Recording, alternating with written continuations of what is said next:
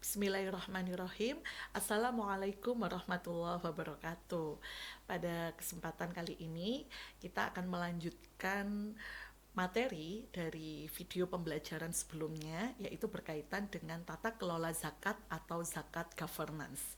Berikut adalah beberapa pokok atau topik utama apa yang akan kita bahas pada kesempatan kali ini, yaitu best practice tata kelola zakat di Indonesia dan di luar negeri, kemudian pengawasan zakat baik secara syariah, internal dan eksternal, dan yang terakhir beberapa contemporary isu berkaitan dengan zakat governance. Nah, mulai dari yang pertama yaitu best practice. Bagaimana sih praktek tata kelola di negara kita? Kita tahu bahwa zakat dikelola oleh dua jenis lembaga, yaitu Basnas, Badan Amil Zakat Nasional, dan Lasnas, Lembaga Amil Zakat Nasional. Sekarang kita tengok bagaimana pengelolaan zakat di Basnas sebagai contoh atau bentuk best practice dari tata kelola zakat. Basnas di sini kita tahu sebagai dua, ya, memiliki peran ganda, yaitu sebagai amil dan juga sebagai regulator. Basnas mulai dari nasional sampai dengan kabupaten kota, dan menurut Undang-Undang Nomor 23 Tahun 2011 tentang pengelolaan zakat melingkupi tiga aktivitas utama, yaitu pengumpulan, pendistribusian, dan pendaya gunaan. Dan Basnas dalam praktek pengelolaan atau wujud tata kelola yang lebih modern memiliki sistem informasi manajemen Basnas atau kita sebut dengan SIMBA. Nah, bagaimana sebaran atau praktek zakat di Indonesia? Di sini kita lihat mulai dari jumlah Basnas, ya, ada 514 Basnas kabupaten kota sampai dengan 51 las kabupaten atau kota.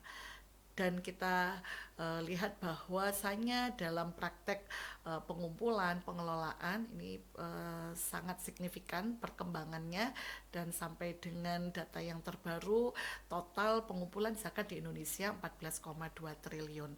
Dan berikut adalah lebih detail bagaimana potret atau grafik atau perkembangan, ya, dari tahun ke tahun. Kemudian juga untuk aktivitas yang kedua yaitu penyaluran zakat. Di sini kita lihat beberapa sektor atau bidang mana yang masih dominan disalurkan pada asnaf siapa saja dan juga pada bidang apa saja. Berikut juga data berkaitan dengan proyeksi di 2023 dan 2024. Nah, untuk pendayagunaan zakat di Indonesia, kita tahu bahwa Indonesia ini menjadi contoh, salah satu contoh leading sektornya ada di pendayagunaan atau pemberdayaan dibandingkan negara-negara lain. Seperti di Arab, mungkin dari sisi pengumpulan jauh lebih tinggi dibandingkan Indonesia dari sisi persentase. Tapi dari sisi model pendayagunaan dan pemberdayaan, Indonesia dinilai lebih leading dibandingkan negara lain. Nah, kita lihat yang namanya pendayagunaan tentu lebih banyak pada aktivitas produktif atau kita sebut zakat produktif. Jadi di sini adalah bentuk contoh-contoh program atau pemberdayaan yang berbasis dana zakat, baik di Dompet Duafa, di IZI, dan lembaga siswaf yang lain. Kemudian juga bagaimana dengan negara lain? Yang paling dekat, yang paling mudah kita contoh adalah Malaysia. Jadi Indonesia Malaysia ini ada ciri utama yang membedakan pengelolaan zakat antar dua negara tersebut. Jadi kalau Indonesia pengelolaan zakatnya dengan model desentralisasi, tapi kalau di Malaysia modelnya adalah sentralisasi, sehingga lebih terpusat dari Sultan, Majelis Agama Islam, berikut dengan regulasi dan kebijakan pengelolaan, sampai dengan bagaimana lembaga zakat yang tumbuh berkembang di tengah masyarakat dan disebut negara bagian atau setiap negara bagian. Nah, berikut juga di Arab Saudi. Nah, di Arab Saudi lebih strict, ya, berkaitan dengan keputusan Raja, Royal Court, berkaitan dengan regulasi, fiskal, dan pengelolaan, di mana dari sisi fiskal, zakat merupakan pengganti pajak pendapatan, dan kemudian tentu dikelola hampir mirip dengan Indonesia melalui aktivitas penghimpunan, pendistribusian, dan pendayagunaan yang mana nanti terintegrasi pengelolaannya dengan Kementerian Keuangan. Nah, itu adalah contoh di Malaysia dan Arab Saudi ya, dibandingkan dengan Indonesia berkaitan dengan tata kelola zakat. Kemudian untuk poin yang kedua yaitu pengawasan. Pengawasan ini penting nggak sih? Sangat penting ya, di mana dana sosial ini pertanggungjawabannya tidak hanya kepada si pemberi dana ya, tapi juga pertanggungjawabannya kepada Allah Subhanahu wa taala. Sehingga bagaimana kita bisa mempertahankan, meningkatkan kepercayaan, mitigasi atau manajemen resikonya, membuktikan kredibilitas, ini menjadi bagian urgensi dari supervisi atau pengawasan zakat. Oleh karena itu, di materi sebelumnya kita sudah menyinggung tentang zakat core principle, di mana zakat core principle ini merupakan kesepakatan dari banyak sekali negara dan ada 15 prinsip dan 6 dimensi dari tata kelola zakat sebagaimana yang ada di slide.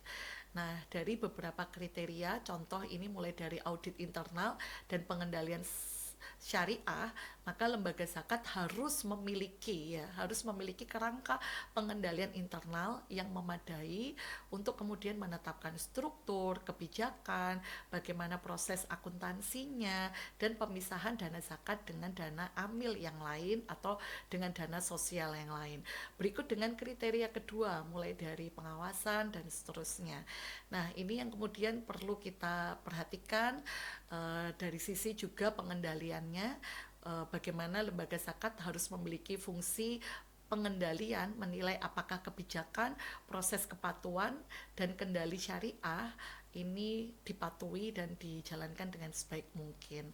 Kriteria keempat, jika tidak ada pengaturan nasional tentang zakat, maka harus dijalankan fungsi yang maksimal dari DPS, Dewan Pengawas Syariah, sesuai dengan fatwa yang berlaku. Ini adalah contoh bentuk dimensi pengendalian syariah, mulai dari DPS, kepatuhan terhadap hukum syariah, sampai dengan peninjauan syariah. Nah, indikatornya apa saja? Ini adalah beberapa hal yang harus dipenuhi ya, termasuk juga kebijakan yang berkaitan dengan tata kelola yang sesuai dengan prinsip syariah. Nah, kemudian juga ada peninjauan syariah. Tadi juga bagian dari skema tata kelola syariah. Tadi audit internal ya, sekarang audit eksternal. Ada beberapa kriteria ya, termasuk laporan keuangan harus disusun dengan praktek akuntansi yang sebaik mungkin, menyusun standar lingkup kerja untuk audit eksternal, dan juga pengawas zakat itu memiliki wewenang untuk menolak dan membatalkan audit eksternal yang memang tidak sesuai atau tidak profesional. Ya, ini saya percepat saja ya. Dan yang terakhir berkaitan dengan isu kontemporer. Nah, ini menarik nih, biasanya mahasiswa akan lebih senang ketika dihadapkan pada case atau contemporary isu yang berkaitan dengan tata kelola zakat. Nah, isu yang pertama yang penting sekali jangan pernah dilewatkan yaitu SDG, Sustainable Development Goal. Ada 17 tujuan global ya. Jadi kita pastikan betul bahwa mulai dari penghimpunan, pendistribusian, dan pendayagunaan zakat ini inline dengan seluruh tujuan global yang telah ditetapkan dalam SDGs ya. Apalagi zakat ini sebagai instrumen filantropi tentu sangat berkaitan dan tentu sangat berperan dalam implementasi SDGs. Nah, irisannya ada di mana SDGs dan zakat? Seperti ini gambaran utamanya ya. Tapi semakin besar, saya yakin saat ini semakin besar irisannya, karena zakat sebagai instrumen ekonomi Islam memiliki tujuan utama dan sebagai mandat di dalam undang-undang, yaitu untuk pengentasan kemiskinan, kesejahteraan masyarakat, mengatasi kelaparan, dan itu juga sesuai dengan core value dari SDGs. Nah, di sini juga ada isu yang kedua, yaitu digitalisasi teknologi. Kita tahu ada kripto zakat, blockchain, digital payment, big data. Ini saudara bisa searching dulu ya, bentuk prakteknya seperti apa. Ya, yang ini sangat penting untuk diadaptasi oleh seluruh manajemen dari berbagai jenis lembaga zakat. Nah, isu selanjutnya kesejahteraan amil. Jadi amil ini tidak hanya fokus pada kesejahteraan asnaf atau mustahik, tapi juga kesejahteraan amil itu sendiri. Jadi perlu difikirkan, perlu di-create formulasinya seperti apa agar kemiskinan itu tidak hanya ada di dalam internal lembaga zakat itu sendiri. Nah, itu adalah beberapa isu kontemporer yang penting untuk kita perhatikan dan kita pelajari, dan semoga dari 3 poin utama ini bermanfaat untuk menjadi khasanah ya, pengetahuan, dan tentu sangat dinamis sifatnya sehingga perlu kita diskusikan pada video-video berikutnya berkaitan dengan zakat governance. Terima kasih, cukup sekian untuk video pembelajaran pada hari ini, semoga bermanfaat. Billahi taufik wal hidayah. Wassalamualaikum warahmatullahi wabarakatuh.